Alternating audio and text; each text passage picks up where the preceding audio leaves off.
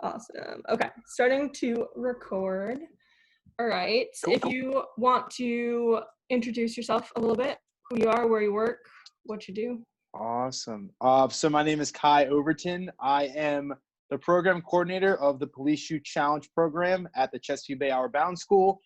It's a community engagement program that we run in conjunction with the Baltimore City Police Department, where we take middle and city high school students and Baltimore City police officers and bring them together for a team building day to work on relationship building and just some positive interactions. Awesome. Where did you go to high school? Where did you go to college? I graduated high school from Delaney High School in Lutherville, Timonium, Maryland, out in Baltimore County. And then I went to college my freshman and sophomore year at Frostburg State University. And then I finished up getting my associates at the Community College of Baltimore County, Catonsville. Awesome.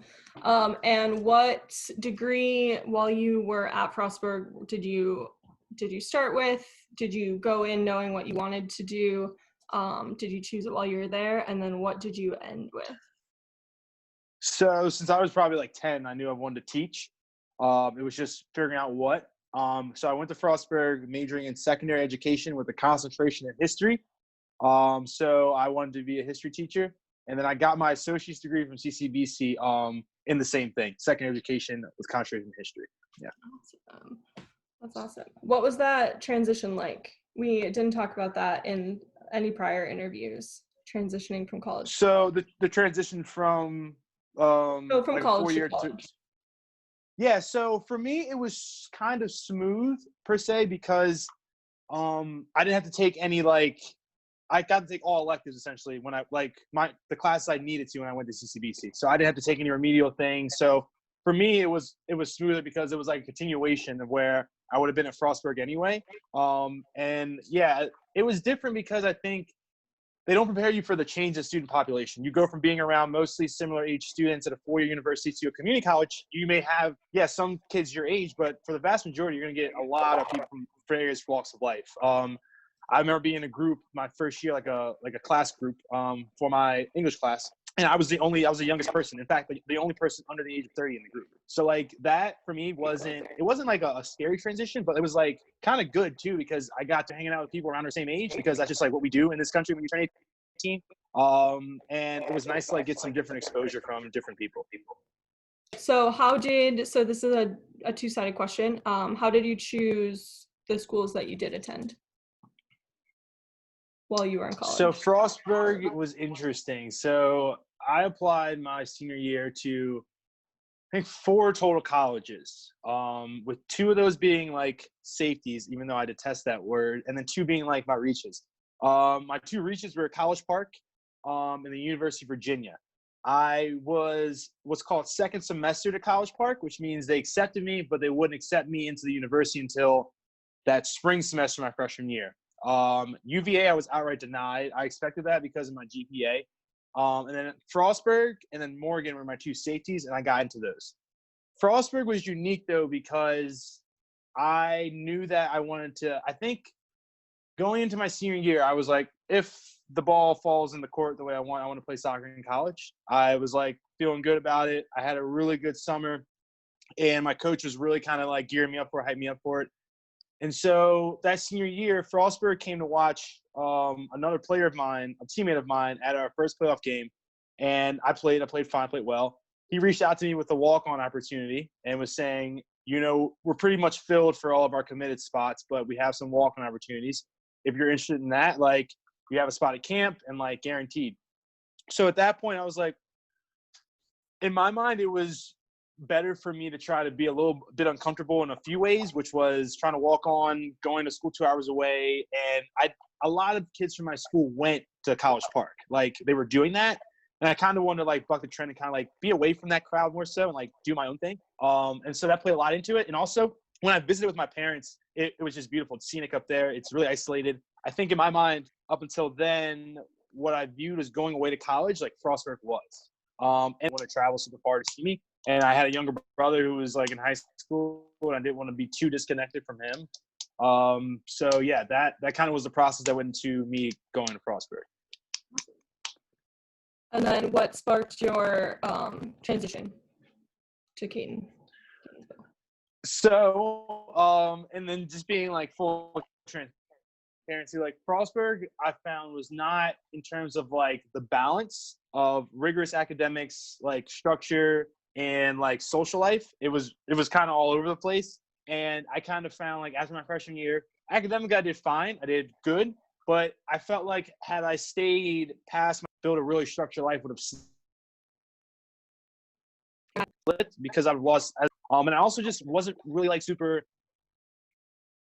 I wasn't super into the idea, I think, of like being that far from home anymore. I think I kind of was starting to find it difficult.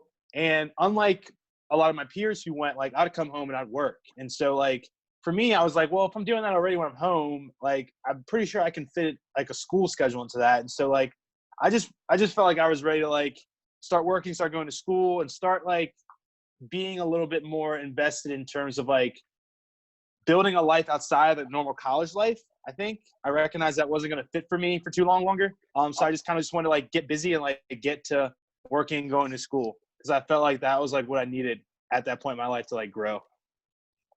Awesome. Let's talk about is college like the movies? Yeah. So what they don't tell you is that when you play a sport in the fall, you have to go up to school early. All the athletes who play fall sports were at the school since the second week of August. So I was able to build a really strong social structure. So when school started, like it was good because I knew I wasn't going into class to like look for friends and like build relationships, because I had a ton of them. Like I felt comfortable in that.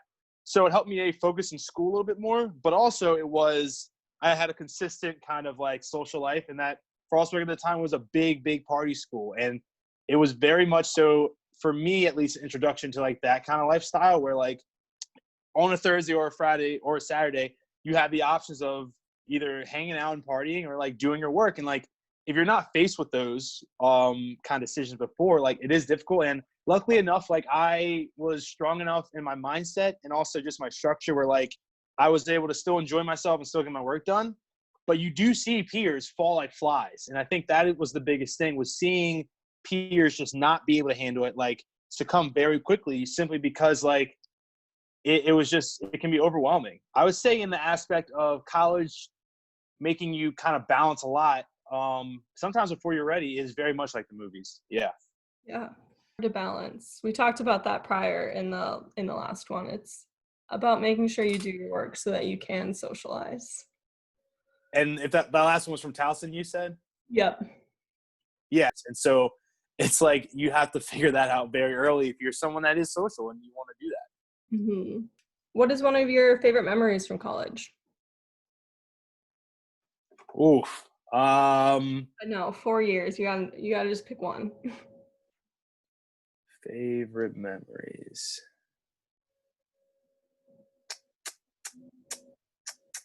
Honestly, so this is funny because we were just talking about this the other day.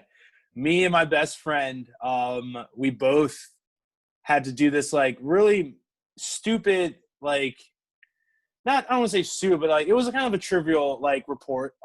It was just basically like in Frostburg, the way they have it set up is like you take the same like 3 classes with like these same 6 people in your community and like your major community. It's really cool. It helps you like build connections and everything. But every freshman intro class has to do this like kind of paper. It's like your mission statement. Like it's like why you chose Frostburg, why you think Frostburg is a place for you.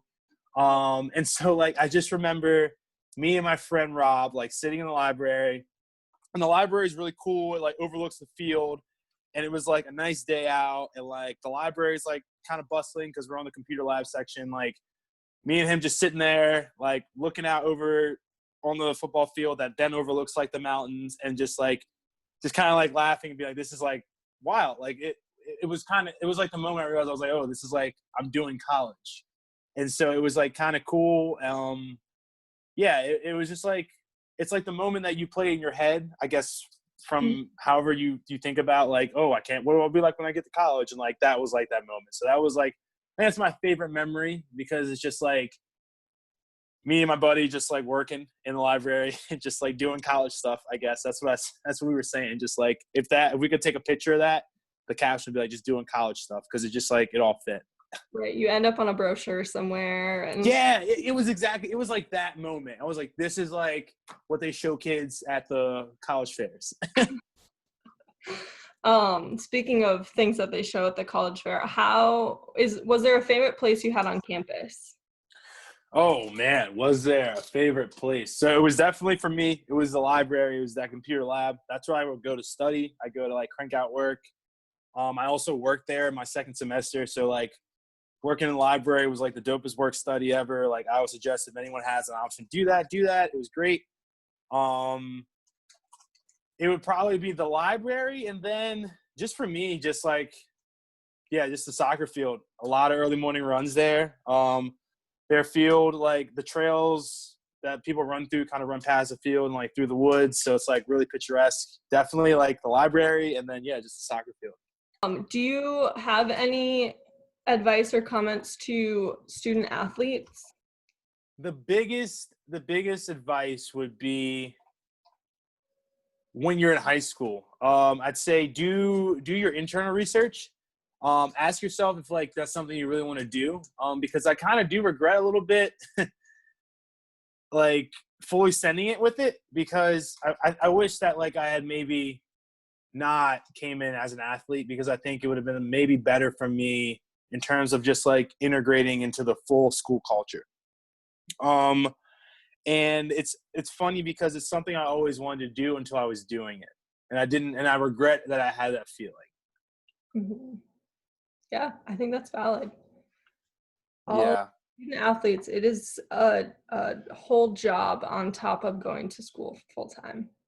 All right, so speaking of some challenges, obstacles, what, if any, were some big challenges that you faced in college, some obstacles, and how did you overcome them, or how did you work through them? Oh, whew, man. Well, I'd say the biggest challenge for me, I went in the two biggest challenges. The first biggest challenge for me was Frostburg had a very high like black population, minority population of students, one of the highest I think in the state of Maryland. That's like a non-HBCU. But I think outside of the Frostburg bubble, it was the first time I truly felt like, oh, like this is like I'm black out here. Like I go to Walmart, like I'm very one of the very few black people. It was the first time I experienced like face to face like racism, where people weren't scared to be racist to your face and didn't like it was very interesting. And it was also the first time that I met peers of mine who had very, very different life experiences than me. And we were now at points of our lives where with those life experiences, we had to navigate similar things. And that is something that you can't even, like, that is priceless, like, social education, because I think had I not gone through some of those challenges and triumphs with those very different people than me, I don't know if I'd be the person I am. Like, recognizing that, like, someone's life differences in perspective, while yes are different, can bring you sometimes even closer, but also recognizing that if there is a gap there in terms of understanding, and because they were raised differently, and like it's not that they maybe don't have they like don't want to know these things or make these changes. It's like they've never had the opportunity to.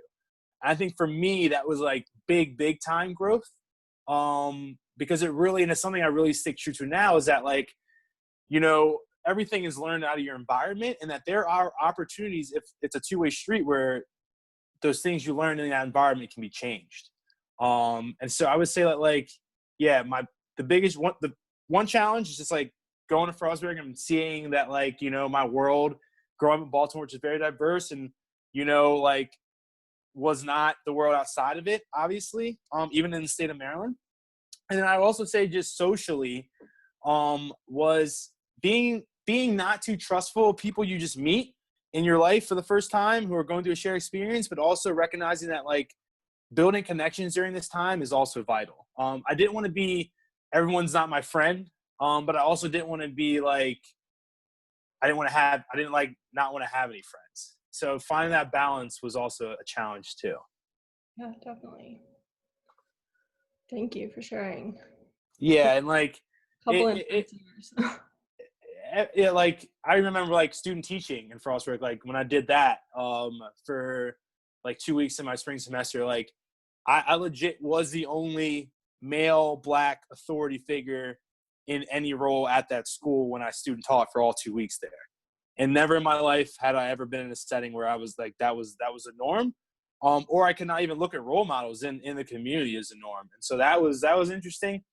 And then also, again, like going back to that first challenge of just recognizing different perspectives, like that kind of changed my mind with how I viewed education in a lot of ways, and seeing that poverty is not just the way that I had it been subscribed to me here in Baltimore, but it can look so different and be just as devastating in an area like Cumberland, Maryland, right in the heart of Appalachia. It was eye-opening for a lot of good ways too. And for me, like being 17 when I pulled up to Frostburg, turning 18 there, like it was such good like learnings for me at such a young age. Yeah. Awesome. So you were 17 when you started. You went to 2 different schools. It's been a couple years now. Did you expect to be where you are today when you started Frostburg? No, not at all. I expected to be working in the field of education, just not necessarily like character development with Baltimore City police officers. But I think the lessons that I learned at Frostburg have geared me in this direction, because I call upon those experiences in that first year all the time in so many different ways. And I think while maybe it's not the destination that I earmarked for myself, when I agreed to go to Frostburg in April of 2011. But it is like, it's gotten me to a place where I feel content, and I feel like the journey still like was worth it in that sense, for sure. Very much for sure. Definitely. Cool. I'm going to pop on and see if my internet will hold out for one last question. Do you have any advice for 10th and 11th graders in high school right now? Okay, if you're thinking about a career choice, value, passion, and energy. Think about something that's going to bring value to yourself and others. Think about something that you're going to be passionate about to share with someone. That you're energized to share with something, like, I do this because of this. And think about a career that's going to give you the energy that you need to be yourself.